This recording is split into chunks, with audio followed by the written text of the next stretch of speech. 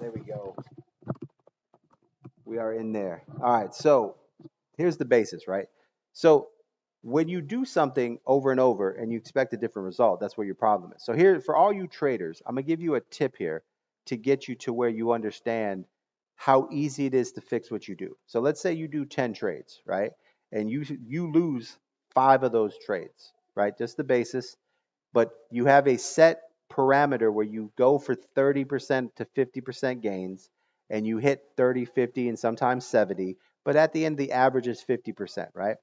And on your stop loss on five of those, you lose 20%, right? So you lose 120%, or you lose 120 to 100%. You lose 100%, but on the gains, you make 250. So at the end of the day, you've doubled your money. So every 10 trades, you double your money, right? So 500 becomes 1,000.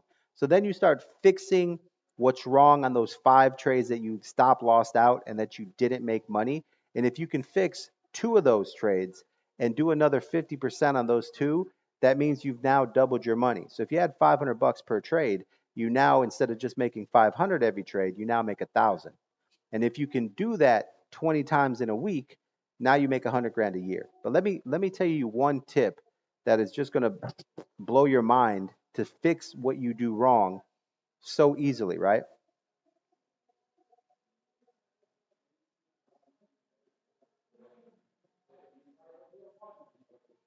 Remove so made easy cash. Live content has been age restricted. Let me see here. Hold on. All right, that's fine. All right, so at the end of the day, let's look at this, right? So let's say that how many times you enter a trade, right? And the trade always goes to your stop loss. And let's say what's your average stop loss, right? What's your average stop loss? Guys, put in the chat. When you use futures, what's your average stop loss? Are you guys doing a 10% stop loss, a 15 or a 20? What's the average stop loss? Type it in there. 2% to 5. Okay, 2%. That's a tight stop loss right there. 2%. That's a super tight stop loss. Yeah, yeah, yeah. So he's doing 2% on his every of his 5%. So if he has a 10x, he'll have a 4%. A 20x, he'll have an 8. That's still tight though. That's still tight right there, right? So let's say on average, let's just go by that. Let's just say your coin normally hits your stop loss five out of 10 times, right? And when you watch the coin, it goes down a certain amount and then it starts to go up, right? And it happens all the time. So if it's happening all the time to you, and on average, if you measure how far it goes down before it goes up, right? So you look at your five losses and all the ones that you miss, and you put a leverager, even the winning trades. Measure your entry and see how far it went down from your entry. What's the average percent that it goes down before it goes up, right? So on your losses, if it goes down 10%, 20%, 25%, that means you're terrible at finding entries.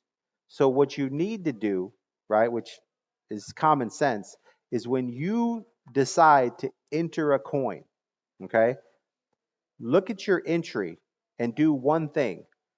Measure 20% below where you're entering, right? And this is all based on leverage. So if you're doing a 100x leverage, right?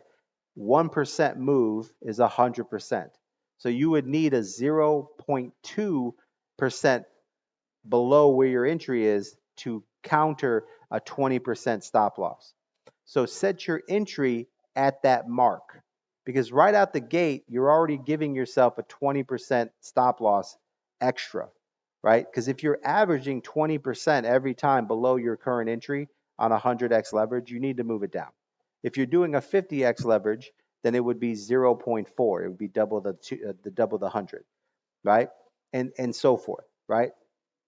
And what that'll do for you is that you'll start putting your entries 20% below your normal entry price. And why this will work for you is because you've already looked at all your trades and you figured out that on average, you're 20 to 30% too early.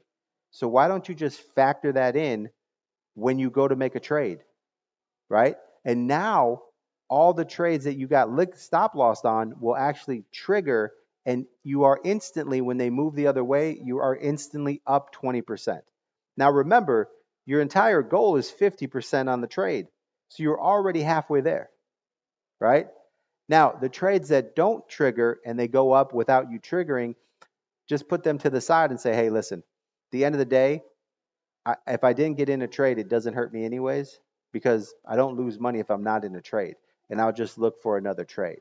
Because the reality is, until you fix your entries, right, you're just 50-50ing it.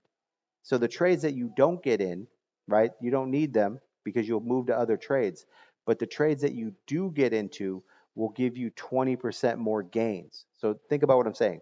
Let's say out of the 5 trades, 2 of them actually hit, right, at a 20% discount, and then they go up and they end up doing 50, 60, 70%, right?